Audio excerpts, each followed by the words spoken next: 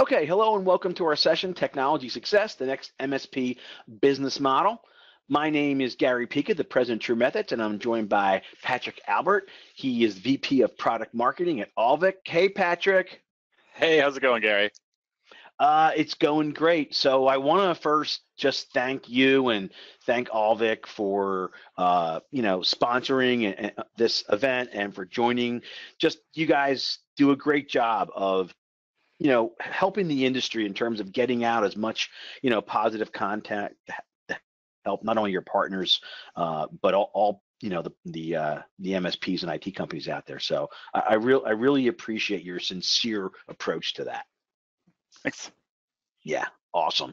So we'll bring this up at the end, but if you're not familiar with Auvik, you definitely have to check out what they're doing. We'll talk a little bit about it at the end, but for the next hour, you're going to get pure content from us. And you can go to auvik.com/TSP and you can book a demo. And if you do, you get a $5 Starbucks gift card. Also, we're going to be talking about TruMethods and our software, My IT Process. And we have some special pricing on a bundle that includes our training. And again, if you have any questions about TruMethods, you can send an email to gary.promo@trumethods.com. So with that, I want to start by kind of setting the stage as to where, I see this. And I've owned IT companies and 2 MSPs over 22 years. One that we scaled to over 7,000 endpoints under management. The new one that I own, I don't work in. I work here at TruMethods full time. This is my company. But we have a young guy in his early 30s who runs it. And so I've gotten the perspective of what's different and what's the same in doing it. Before I sold my company, left my company back in 2008, and what it's been like over the past 5 years if we build a company approaching, 300,000 a month of recurring revenue. One thing we see is this: the market's more crowded and more mature. And what I mean by that is, a lot of people have been doing this for a while, and the people that are new to market, they get access to tools and technology in a way more affordable way. Patrick, the joke I make, I call it the 10-minute MSP. You can walk into any, industry event and go into the solutions pavilion with a credit card, and you can walk out an MSP 10 minutes later. Right? Yeah, absolutely. Yeah, and it's a matter of, the question you ask is, well, can a 10-minute MSP provide the same results to a business that someone who's been in business 10 years? Now, the answer is no, but can the prospect tell the difference? Because if they can't, guess what? Price starts to become a factor. And that's what we see happening. And many MSPs struggle with MRR sales. I was just presenting last week at the Exchange event in Florida, and I probably had, I don't know, 150 or more MSPs in the room. And I asked them, hey, how many people here have as one of their top goals this year to grow recurring revenue, new recurring revenue sales? Every hand in the room went up. And I said, well, how many of you are doing it? Let's just say you can add, you're consistently adding like some minimum amount, 2,000 or 3,000 a month of monthly recurring revenue every month. And a few hands went up. And I was like, do you know any other business, Patrick, where everyone can agree on their top goal, but almost no one can do it? No, not at all. And I've seen the exact same thing, kind of going to a bunch of different conferences. Same result. Everyone absolutely wants to do it, but it's a matter of kind of getting the steps to actually get there. Yeah, and so we're going to talk about a little bit about the sales process at the end, but really we're going to talk about fundamentally how you can change your company to drive sales. But in the market conditions, all in seat price, or the average price you charge per seat. So if you take your monthly recurring revenue divided by all the seats you support, that's your average seat price. And they're too low in our industry. I mean, again, I'll ask 100 people and 95 of them or more, their price is too low. Many times they don't know what their costs are. That's part of it. And so their leverage is low. When I say leverage, that's the relationship between how many people you have and how much service revenue you generate. And that, for service providers, that's really what drives profit margins. So what happens is this: IT solutions providers business model, it's always evolving, But every decade or so, 10 to 15 years, a new shift begins. And I'm saying from where I sit, and I work with a few thousand, MSPs around the world this year. I think we're signaling this, right? Because when you see maturation, some commoditization, and when you see those average profit margins starting to flatten, that's the signal. But what's interesting this time in this change compared to the others I'm going to talk about is that average profit margins have flattened, but the profit margins for the top 20% are the highest they've ever been. So what does that tell you?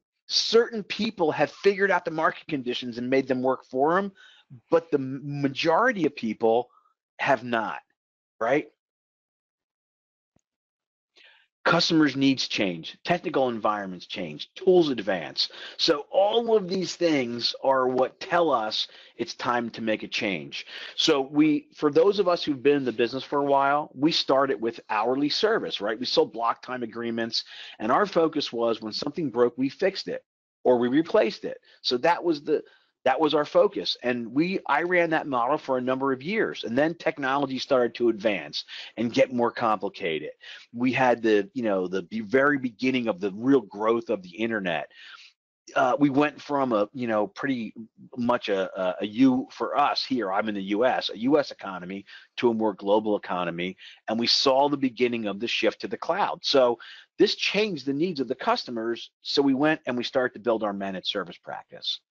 And most of us did that, built it on top of our hourly practice. So what's happened again is there's more cloud applications. Almost everyone we deal with now is in some type of a hybrid environment. They have virtualization. They have a mobile workforce. Just in the past 2 years, Patrick, the changes in security and compliance, right, have changed, dramatically. And then at the same time, there's more of a model acceptance for MSPs and that maturation.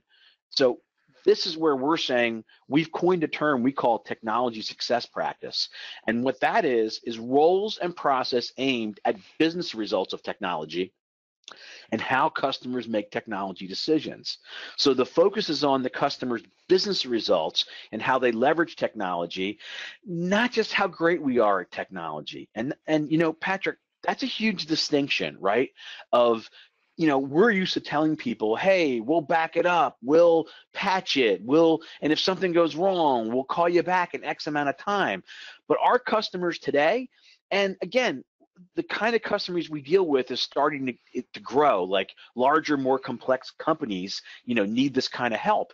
And they have all kind of security issues. They have all kind of things they're dealing with managing a different kind of workforce and locking things down and protecting it and making these decisions on how they communicate.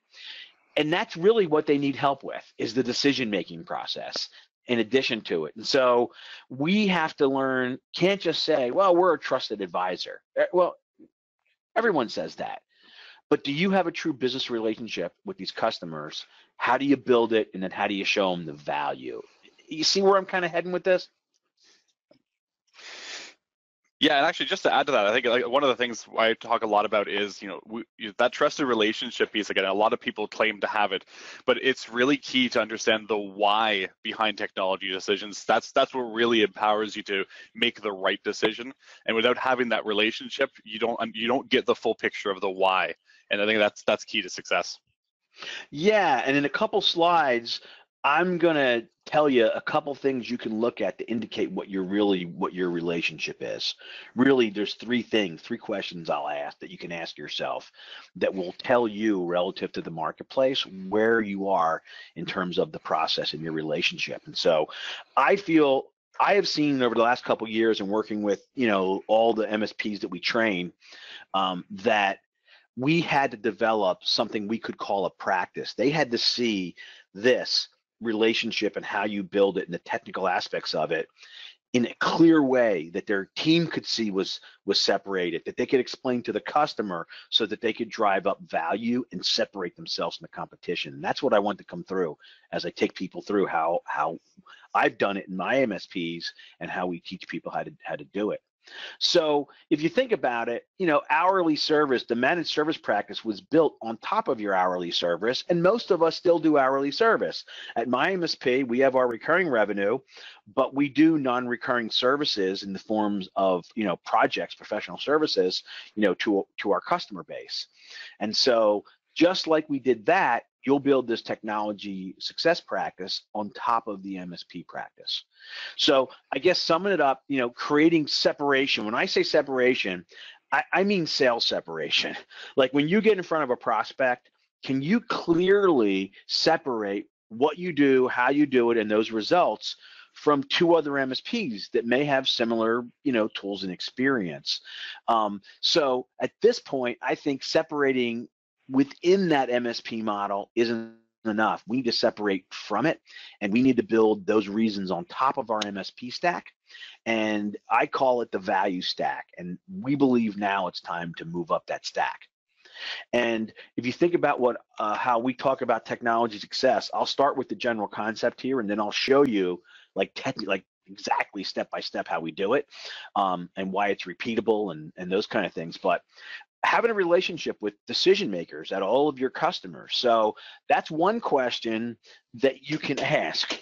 Look at your customer base now, and do you or does someone in your company have a relationship with the decision maker, or do you have accounts where you deal with the point of contact? If you're dealing with the point of contact, they trust you, but you're not a trusted advisor to that customer, right? Because you can't help them make business decisions. Is the perceived value a business relationship? Do you attract the right target clients? Is that the world that you live in? Price is no longer the top issue. When people start to see value and how you can impact their business, you can eliminate price as an objection. Here's the way I like to say it, Patrick. Think about it.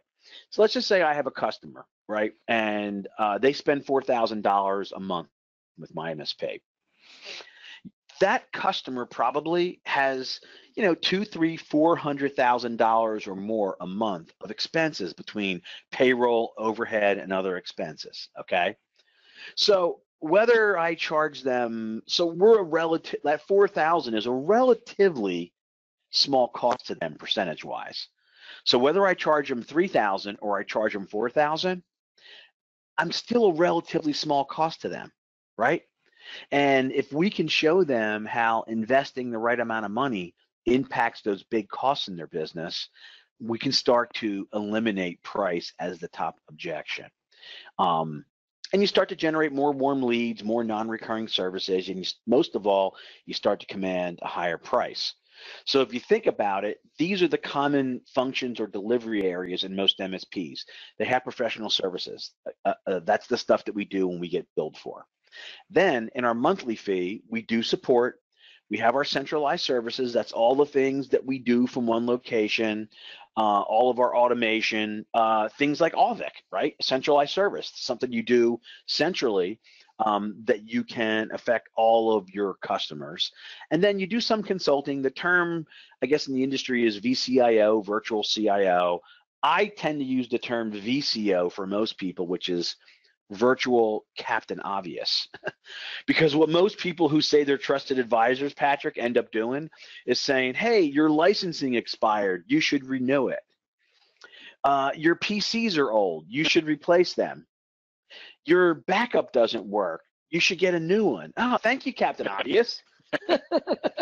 Right? Yep. I mean, a 10-minute MSP could give that advice, don't you think? Yeah, absolutely. A lot of the tools will be able to just do that automatically. Or the tools will do it for you exactly automatically. And so here, what we've done is separate it and said, listen, these are critical things here. I tell our support team, they're the tip of the spear. That's what clients feel. And so clients don't stay with us because we have great support, but they will leave us quickly if we have bad support. So it's critical. But like all the centralized services, it's expected that you are doing everything and keeping up to date with tools and technology. That's what everyone expects. If you're not, you're at a disadvantage. Okay, and same thing with professional services. They expect when you move something, to move them to Office 365 or install a new firewall, it's going to be right. So these are low perceived value from a relative standpoint. And I want to make sure people are clear on that, Patrick. I'm saying they're critical, okay?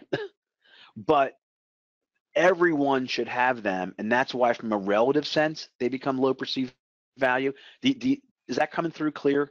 And I don't want to have people think that I'm saying these things aren't super important. No, I think I completely get it. I think it's just, it focuses on the point that, if you do it well, that's great, but it's more about if you have to do it, but if you do it poorly, that's where you'll actually have a very negative impact. But it's almost like table stakes, effectively. That's it. That's a good word. Yep. It's table stakes. And so what we've done is separate out and move the VCIO and combined it with a process we call technology alignment. Together, we call this technology success. And this is how we get the prospect to think of it as a practice that we're going to show you so that you can start to drive higher values. And really, it starts with developing a library of detailed technology standards, and then performing continuous technology alignment on a regular basis, right? Every month doing some of this alignment, and then seeing what's out of alignment, and now making that VCIOs, the people that are at that detailed level, being able to show business leaders where they're out of alignment and what that business impact is. So what does it mean to them, so they can start to make better decisions and develop a strategy and an IT roadmap that's really founded in something more than something's old or expired. I like to picture it this way. I call this the box and the blob. And I actually would draw this on sales calls. I'd get a piece of loose leaf paper and I would draw it and say, see this box? That's our standards. That's all of our knowledge and experience. And we are looking at what's happening with our customers, with their automations, with their tickets.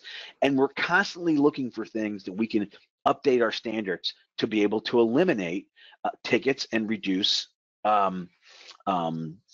risk for our customers. The blob, that's our customers' action. That's your environment. And nobody is ever completely inside the box because none of our customers have unlimited budget. But our job is to keep pushing you inside that box. And wherever you fall out, to tell you what that means, what that exposure is, so you can make decisions about how to invest and why you would invest in technology. So we start with technology alignment, and in our business, we call them TAMs, technology alignment managers. And what they do is truly proactive administration. So these are people that don't do projects, they don't do tickets or alerts. Now, think about it in your business.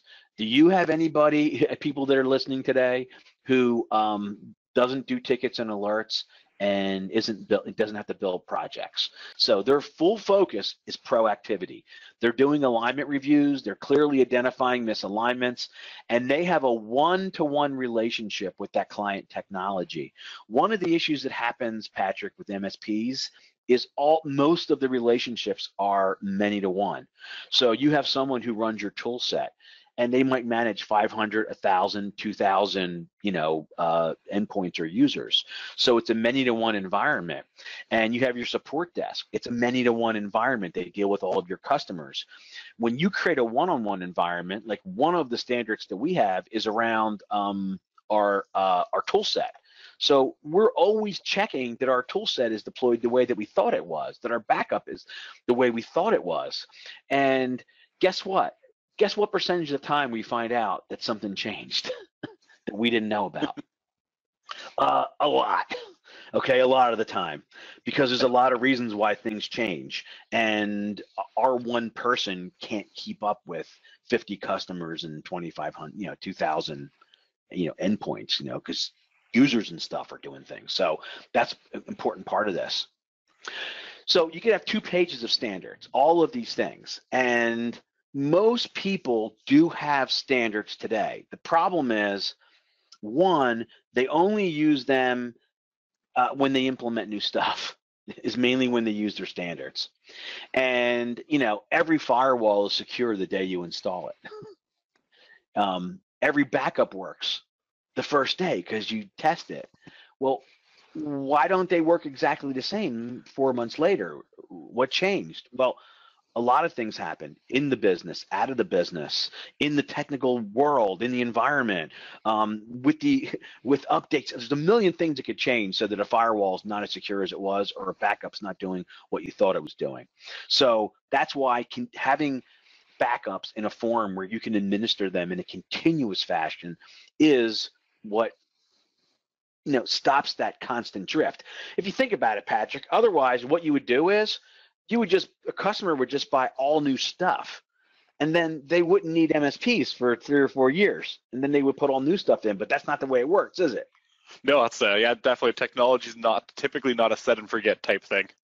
No, not at all. So let me take you through some of the details. And one, I'm going to take you through how you have to build a hierarchy, and then two, what the way you want to build these, the kind of the way you want to build the questions, and then what you do with the results. So the first thing you want to do is you want to build a hierarchy. So what we have built in, and again, we tried to do these with spreadsheets early on. We've ended up building some software for our members called My IT Process, but we built a hierarchy. So sections. The section is internal security. Underneath that, there might be 4 or 5 categories. Our example is domain password policy. And then you might have 4 or 5 questions under that. Complex passwords. Is Active Directory configured to use complex passwords? Why are we asking? How important is it? So the point of these is any one of the questions, Patrick, might not be life or death, but the cumulative amount of these questions. And if you take security, if you look at what your, how many things you check to make sure are right when you install a firewall, they're where you would look to get the questions. Except what we want to do is, and this is key, you want to put the questions to a yes, no question, right? So is it yes or no? Now, why is that important? One, we want to be able to go and get through this quickly. So we don't want to have to write a novel and then have someone interpret a novel. We want to ask it yes or no, so we can ask a lot of questions, and we can ask them, often. The other thing is, we want anybody we train, all we got to do is train them on our standards library. It tells them where to find the answer, and why we're asking, so that anybody we train is going to get the exact same result. So when it goes to the VCIO, they're going to get the same information in the same way every time. Do you see why that's critical, Patrick? Yeah, absolutely. I think the point you drove home there is if you can limit it to those options, it's no ambiguity, right? It's yes, no, and it enforces the standard of sticking to that. Because if you ever have an other or an NA option, it just kind of, sorry, not an NA option, another option, that people will tend to use that more and more, and your data becomes less standardized. Yeah, and really what happens is, what happens is they usually are writing answers to questions. So now the person who gets it has to read it and read every answer. And you're never going to get the same result twice. And they can't get through. At my MSP, our library has like 700 questions in it. Now, not every customer gets all 700 based on their technology, but I'm going to say it's 300 to 500 questions that we're asking, some of them annually, some of them quarterly, some every month. If we can't get through them quickly, we could only get through 10% of that if we had to actually write answers down. So we set up this role. If you think about it, it touches everything else. Every time there's issues with reactive support and they see that it's chronic issue, then they're going to go ahead and say, hey, can we put this into the standards? Professional services, they do a project and some issues come out of it. We put it into our standards. Centralized services, we talked about that. We're making sure that we're checking on a client-by-client basis on a regular basis that our stuff is installed 100%, not 85%, okay? And then finally, we're going to go on to what the relationship is with VCIO, which is the core one. So now we go on to this true VCIO relationship, where we're going to show people the business impact of technology. We're going to develop a plan and a budget and a strategy for every customer, but we're going to leverage this technical alignment information. So we're going to move from a technical to a business relationship. So it's like, to do that, you have to know more than about the technology. You have to know for all your customers, what are their business goals? What are their challenges? What are their risks? What's their vision? What's their core values? Who do they compete against? Why do people do business with them? What's their competitive advantage? Are they a high margin business or low margin business? What's their market position? Are they a big player in a small market? Are they a small player in a big market? If you don't know the answers to these questions, well, one, I think it's hard to sell people, but if they're a customer of yours and you don't know the answers to these questions, or someone in your business doesn't, how can you make recommendations, Patrick, about technology and how they should invest? Like, it seems silly when I say it, doesn't it? Yeah, it ultimately comes down to, if you can't answer those questions, you truly don't understand their business. Yeah, so if you don't know that, how would you know how some misalignment, and I'll give an example of one, how would you know that a misalignment, what impact or what risk it would have? And that's why we ask these kind of questions, and then we have all this technical alignment information. We combine the two, and that's the foundation of how we drive this. So now we can go back after these reviews are done, we can go back and see what the engineer answers were. And all the ones that are out of alignment based on that particular business, a VCIO who has some business acumen can say, hey, that's not an issue, it's marginal, or it's a big deal. So is Active Directory configured to use complex passwords? They're a flower shop. You know, not that big of a deal, right? Yeah, exactly. It helps you relate it back to the severity and actually engaging the real impact of their business, for sure. Yeah, what if they're a bank? Yeah, very different story. Yeah, very different story. And so then what we can do is, and let me tell you, I was the first VCIO at my MSP, and a 2-page report, we call it the client strategy report, completely changed the trajectory of my business. Because when I first started doing these, once a quarter, we go out and meet with a customer. I'd get in front of a decision maker, and I'd have like patch status reports and licensing reports and all tickets in time. I couldn't get the business leaders to come back to a second meeting, right? They weren't as interested in patch management as I was, much to my chagrin, right? Right, So, and I think probably a lot of your competitors as an MSP will probably also come to the table with the same style of reports, the same information, but again, not helping it relate them back to the problems they're trying to solve. that's exactly it. So now I went into those meetings with those decision makers and said, listen, on a regular basis, we ask this many questions. Of those, this many of them are out of alignment. Of those, there's 5 things that I want to talk about with you today that I think you need to make some business decisions on. Hey, listen, you have this server, and it's 5 years old. It's out of warranty, and the way that we're backing up because of it today, if it goes down, you're going to be down for 2 to 3 business days. Is that is that okay? The answer might be, yeah, that's a server for an application we don't use anymore. So we have a backup of it and we don't update it. We'd be fine. Great, not an issue. Or they'd say, whoa, that's my line of business server. Like, I can't be down for more than 4 to 6 hours. Awesome. You can change your expectations or you can change your technology. Which would you prefer? Yeah, and understanding their business helps you relate it back to their specific case, right? And that builds a lot more trust. So if you can say, hey, this line of business application, I know it. I know you guys use it all the time. Here are the ramifications or the issues that can come up. I think that's a much better sell than the server in the corner. You might not even know what it does, but it needs to be replaced. Right? Tying it back to a much more personal aspect is key.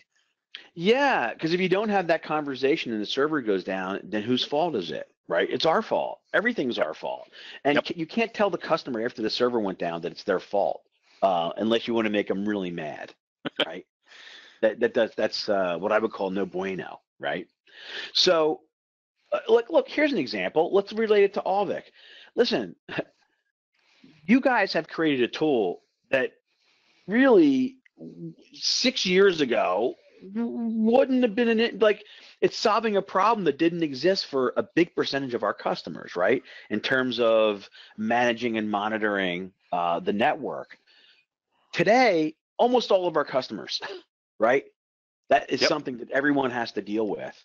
So if I'm not doing alignment, if I'm not tied into their business, now how do I know how to bring this additional, value, right? That you guys bring into this. You see how that fits in? Yeah, absolutely. Yeah. And so that is really what this is about. And year over year, month after month, this is how we tie in and know what our tool set needs to be, know how we stay ahead of the game. And really, one of the other really important things that you need to understand is we've been able to do one critical thing with this process in our business. We've been able to drive down reactive time. And we measure it relative to the amount of end users we support, reactive hours per endpoint, per end user per month. And, you know, uh, like my current MSP is about 25 to 30% of what we see as the industry average when we start to train people, on this. And the reason I mentioned that, Patrick, why it's important, that means my support costs are a half to a third of what most companies are, my per seat support cost. And if you and I both want to sell at $150 a seat, then that means our cost at 70% gross margin has to be $45 a seat. I have $45 a seat to spend, and you have $45 per seat to spend. If my support cost can be $10 based on a proactive process, and yours are 15 or 20, I have $5 to $10 to invest in tools and these type of relationships, technology success resources that add value that you can't afford to spend. And that's kind of what separates people, right, in this industry. Can you, within your seat price, start to build in what we're talking about with technology alignment and true VCIO, these kind of high value relationship type things, into it. And that is what makes you move up this value stack. And the higher you move up it, the higher the price is that you're gonna command. So let's tie it back to the real world. This explains what I see in every market around the world with MSPs. You see one MSP that has figured this out. They've driven their support costs down, and more of their cost per seat is in, advanced tools like Auvik and in this relationship building process of alignment and true VCIO, right? And because of that, they command a higher price. So here's two MSPs. The one on top, $150 a seat is what they command. Both of these manage 1,000 seats and 50 customers. So the MSP on the bottom commands only a price of $100 a seat. So look at the difference. One of them, and listen, 1,000 seats, that's not a massive MSP, right? Like if I'm in a room and I say how many people, give or take, manage 1,000 seats, a lot of hands go up. So this is pretty common size of an MSP, managing 1,000 seats, 40 or 50 customers. But one of them is sending out bills for $150,000 a month on the first of the month, and the other one is sending out bills for $100,000 a month. That's $600,000 of really pure profit. And that's the difference between somebody who is at break even to 10% and those top people that are at 18, 25, 30% net profit.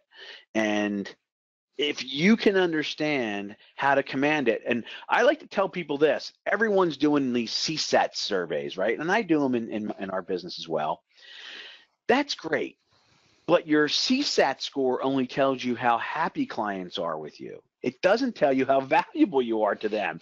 If you want to know that, take all of your recurring revenue divided by all the seats you support, and what's your seat price? If it's 100, you're not as valuable to them. You're not valuable to them, okay?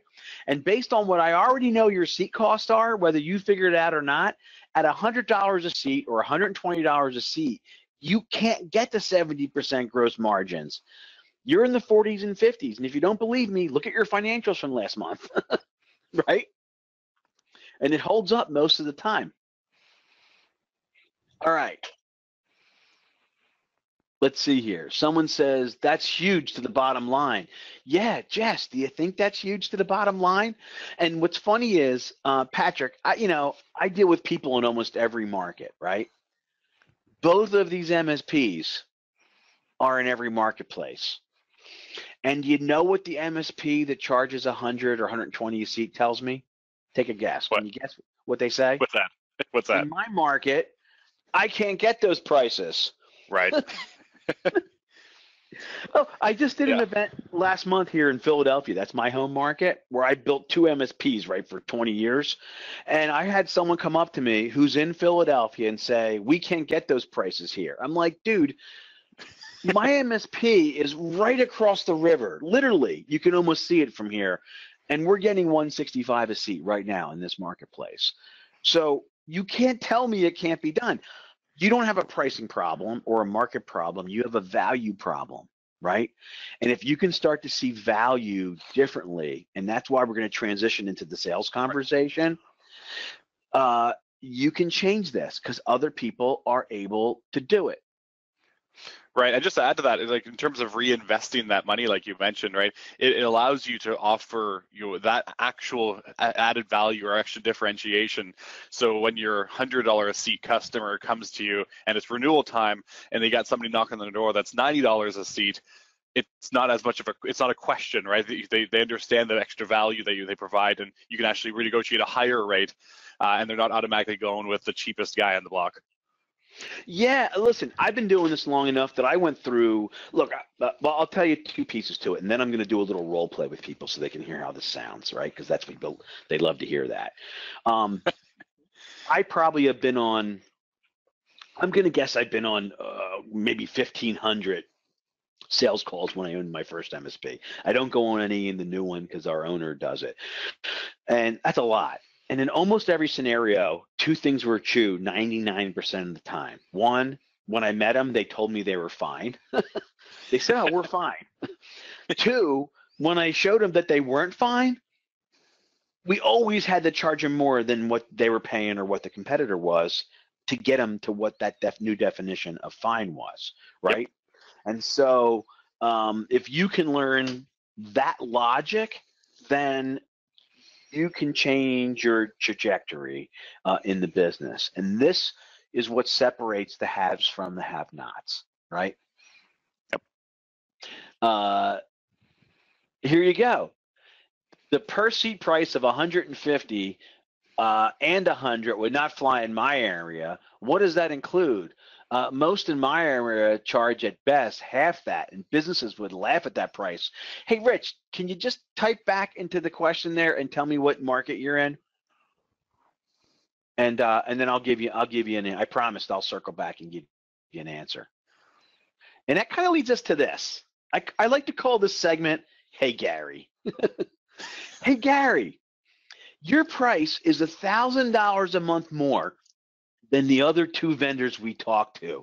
What gives? Love a skeptical prospect.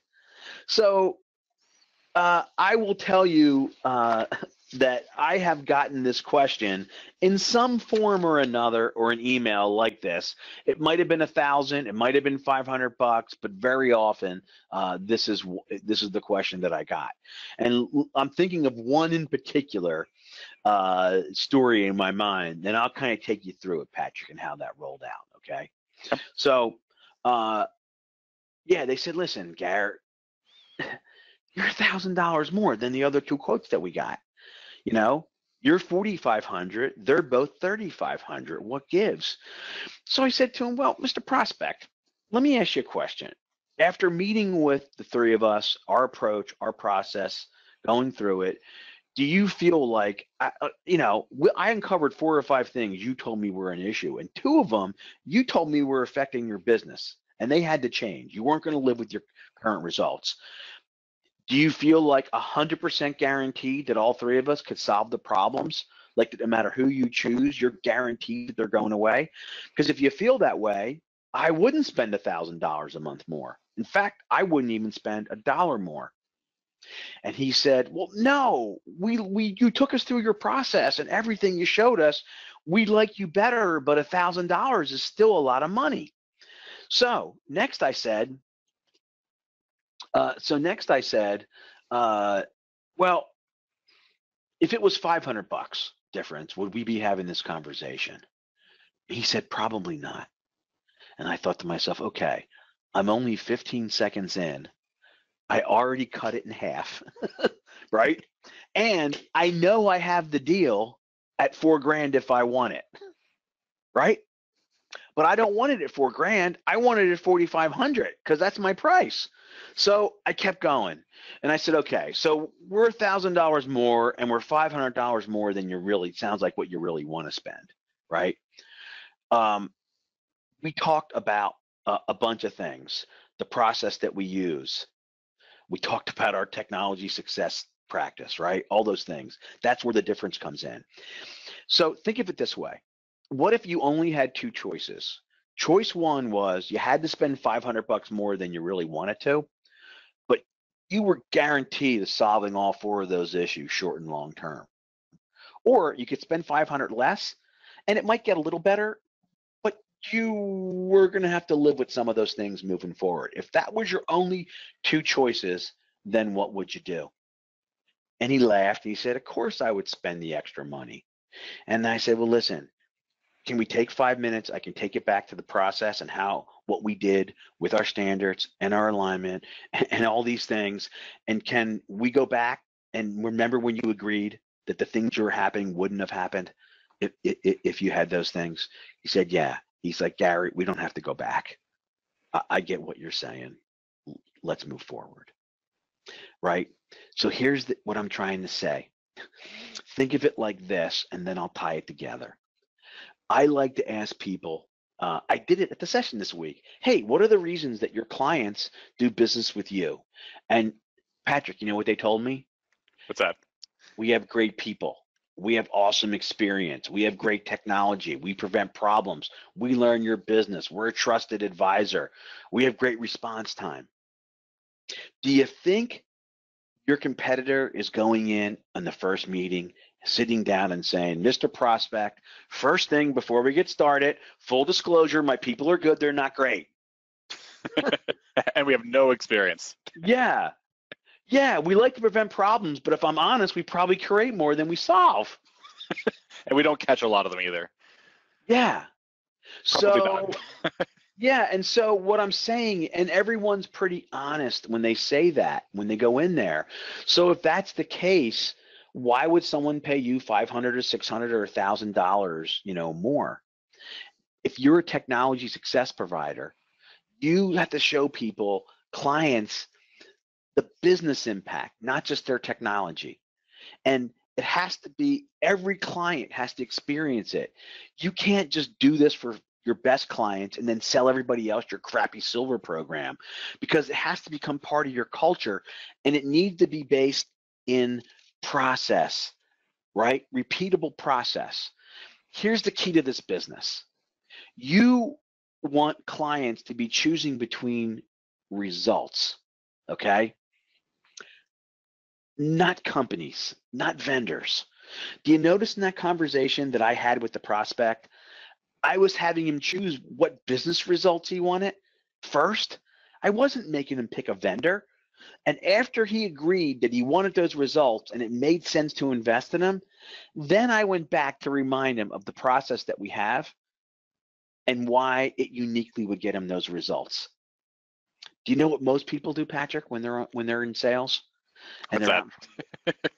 They just go out and tell people about all their great stuff and assume the customer can tie it to results, or separate it from two other vendors who also told them they had great stuff and said that they can get results too.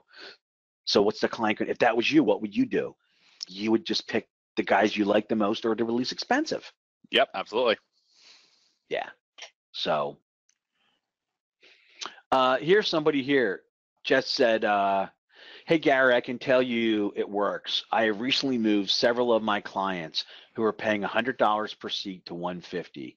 I expected to lose a few, but we didn't. Also, we're able to upsell BDR solutions. I would not believe had I not done it myself. And it seems to be bringing much better customers, and they have less needy reactive tickets. So there's someone who's working on the process, and they're making it happen. So before I go on and to the next thing, I want to circle back to Rich. He says he serves several markets. legal, restaurant. So Rich, here's something I'll tell you. I don't know the restaurant market that great, but I do know the legal market because after I was acquired by Mindshift, my first MSP, we acquired a legal only company in Philadelphia. And I just spent a day with a company who only works in the legal market at an operations boot camp we did this week here in Philly. The legal market's even higher, Rich. Most of my customers, and I can think of 4 off the top of my head in large and small markets that have a legal vertical, they're commanding seat prices more in the 160 to 200 range. So again, it might not be your experience. And if you want to know about pricing, the last people you want to ask are your employees and your customers. What you need to know is if other people are able to do it, how are they driving that value in that relationship? And in the legal market, and Patrick, you probably have a lot of partners in that, they do tend to command a higher price, right? Yeah, absolutely. Yeah, anything to do with legal, both as a consumer and from the MSP's perspective, is expensive. Yeah. So, one way I figure out where people are is I'll ask them a couple questions like, hey, how many seats do you manage? How many people in your support desk? And based on that ratio, I can usually tell how noisy they are. And that tells me how much I can usually tell them what their seat price is within some percentage. Because I know that, a company that has, 1,000 seats and 2 people in support compared to 1,000 seats and 4 people, I know that the ones that have 4 people have twice the price of support. So they can't afford to have, technology success team. They can't afford to have tools like Auvik, right? They can't afford to have these advanced things that drive up value because too much of their cost is in support. Let's take a gut check. So again, to build sales separation, you get people to choose between results first, then you can separate your process and attach it to the results and separate it from other people. But you got to do it in 2 steps. All those sales calls that I went on, I only ever had 3 things with me. I showed people our delivery areas so that I can separate the one that was different for us and how we impacted it. I showed them a sample of what our standards look like and how we showed them business impact. And then as I uncovered pain, I tied the pain back to the process so logically they could see, and they associated the fact that it costs something to have resource and process dedicated to doing what's going to solve their pain. And we made our difference in price the reason they would do business with us. And they were concerned about people that were charging less once we explained how it happened, right? Okay, so I'm going to tell you a quick story here, and then we're going to talk one summary slide, talk 1 minute about Auvik and TruMethods real quick, and then we'll answer any other questions. So any other questions you have, there's a couple I didn't get to, go ahead and type them in now, and we will get to them before the top of the hour. So I get one of my Formula One, that's our training program. I get someone who calls me, Patrick, and they said, I just signed a client for $3,000 a month. When I met them a year ago, I got in front of them. I pitched them at 1,800. They didn't see the value, and they said, no. I said, what changed? And he said, I did. He said, a year ago, I went out there and just told them, like, I basically demoed my tools and, told them how great we were. And he couldn't see the difference between that and the current vendor that he had. So he didn't make the investment. This time we went out and talked about his business.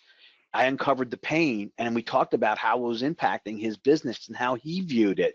Then I showed him what we would do differently and how our process was going to address that. It made sense to him, and he signed the $3,000 agreement on the spot, which is $1,000 more than what he's spending today. And he said he went out to the car and the sky opened up, and he said, holy mackerel. Selling the clients at the right program for the right price is easier than selling the wrong program at the wrong price. And I'm like, dude, I've been telling you that on our webinars twice a month for a year. He said, I know, but I didn't believe you. That's what he said. Like, I know, I didn't believe you. I had to see it, to believe it. And I'll tell you what backs this up, and I think you see it in your partner base too. The people in every market that are selling the most recurring revenue. And I can tell you, I'll use my MSP as an example. In Q1, we've already closed $33,000 of new recurring revenue, and I think we're going to hit 40,000 before the end of this month, right, for the quarter. Are always the companies that sell at a higher price. The people that sell at lower prices usually are the ones that are inconsistent in sales. So if you think about that, why would that be? Because in most other businesses, the high volume businesses are the low cost providers, right? The low cost products sell the most, right? 96% of all wine sold in America is under $13, right? This is the opposite. What I explained today is the reason why, Patrick, because the people who can create separation can eliminate price. They're the ones who are getting people to make a move, because most of the time, the reason that MSPs don't get a sale is not always losing to another competitor. The company ends up doing nothing. They don't convince that the alternatives are going to be dramatically different. So they just go back and they give their vendor one more try. So the people that are able to create separation in the sales process, to command that higher price, to show people why investing a little bit more is going to be a great investment in their business, are the ones that are closing 10, 20, 30,000 a quarter every quarter consistently. So the numbers bear it out. Remember I said I saw service leadership. Paul Dipple, right? He said the mean net profit margin after real owner salary in our industry is 8%. The bottom 25% are at or below break even, and the top 25% are average 18%.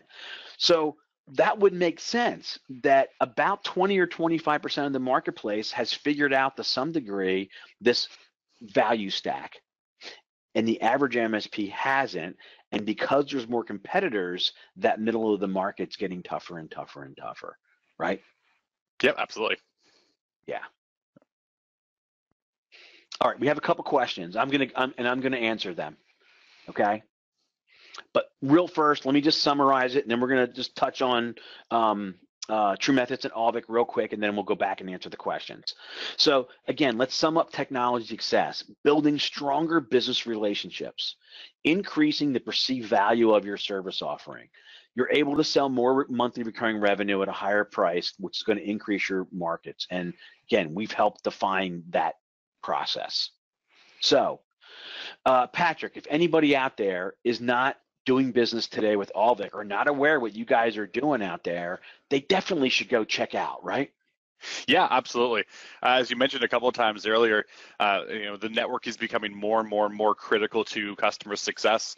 A lot of customers are in hybrid environments. They need cloud access, even for just payment systems.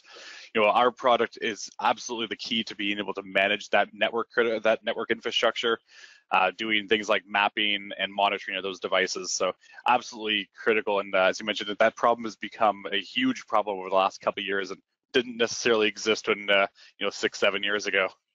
Yeah, and the feedback I get, and again, a bunch of my top members and my MSP that use the tool, the feedback I get is that it's easy, it's integrated, and they're adding huge value. Again, this is something they're putting in at a relatively, I'm going to say it's a low average seat cost. So it's not going to add a lot to your cost per seat, but it's going to add every value. And again, it should be bundled into every deal. This is the kind of thing you need to get bundled into every deal. So go ahead to auvik.com/TSP, get a demo, and get a $5 Starbucks gift card. TruMethods. So for us, we do two things: training. We have 200 hours of recorded content we've developed over 9 years on every aspect of building a top performing provider, from business planning to sales to service delivery, and of course to building what we call your superpower or technology success. And we have our software, My IT Process, which is the only framework that's built to build this process of a standards library, alignment, business impact. So again, there's the address, auvik.com/TSP. Or if you want to know about a special pricing we have in a bundle for our software that gives you all of our training included, just send an email to gary.promo@trumethods.com. That's TRUmethods.com. All right, We got like 3 or 4 minutes. We're going to answer a couple questions here. Let's see. Sorry if I missed this. I have 2 full-time people on the service desk. How many endpoints can I expect them? So, Mark, you can use this. You want to be at least about 500 end users per support resource. So if you have 2 people, you should be able to support up to 1,000. And I can tell you what that turns into without getting into the whole REM calculation. A simple way to do it is you can count up all your tickets and alerts, every ticket and alert, and see how many you have per month relative to your end users. So when I meet people, a lot of times they have about one ticket a month per endpoint. You want to get down under 0.5, and top providers are down like in the 0.25. We're about 0.3 tickets per month per end user. All those reactive tickets and alerts. So that'll give you a gauge, and that really is what determines, for the most part, other than your average time in the ticket, that's what determines what that relationship is between the number of end users and the number of support resources. Okay, and how do you grow your MSP service from part-time to full-time staffs? So again, I think in the beginning, if you're using part-time people, is you have to set some goals. So like it's all based on an MRR goal. So if you think a person is going to cost you $5,000 a month, then maybe your first goal is, what do I have to cobble together today in terms of value and focus to get a few customers that I can afford to get that full-time resource that I need. So set small goals. And Rich says, I'm a very small MSP, a one-man show. I serve small businesses in my location that have less than 30 employees per company. My clients are very happy with my services and trust recommendations. I know I charge less than others in my area by 20 or 30%. How do I increase my price without losing my clients? So the first thing is you got to be more valuable to them in the ways that we're talking about today, Rich. And whether you have, whether you're a one-man show or whether you have 50 employees, that process is the same. To be able to show them, hey, I want to charge you, I'm going to charge you more because I want to spend more time, and I want to lower your risk, and I want to increase the value that I bring.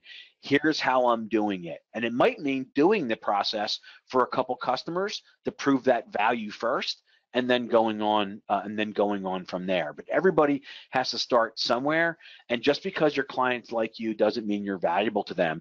Some of those clients might not need better results, and they might not have bought from you in the first time, and maybe 2 or 3 years from now, maybe they won't be, as you build up the right client base, but you're pegged to that value whether you like it or not. And once the number of clients you have and noise builds up beyond the revenue you command, you're going to get stuck, Rich, and you're going to stay stuck there. Awesome. Well, Patrick, it's been an hour, dude, and we went hard. And it's been great. Yeah, a lot of fun. So listen, one, I really appreciate the TruMethods and Auvik relationship, and we're finding new ways to help each other and work together, and we're big fans of you guys. So I want everybody to go and check out auvik.com/TSP, and I really appreciate you coming on and helping me out today. We are going to do we're going to do 3 more webinars, about 1 a quarter together, and I'll look forward to working with you. This has been recorded, and we will send the recording out to everybody who attended. Alrighty, we good? Perfect. Thanks. Okay, everybody, make it a great day.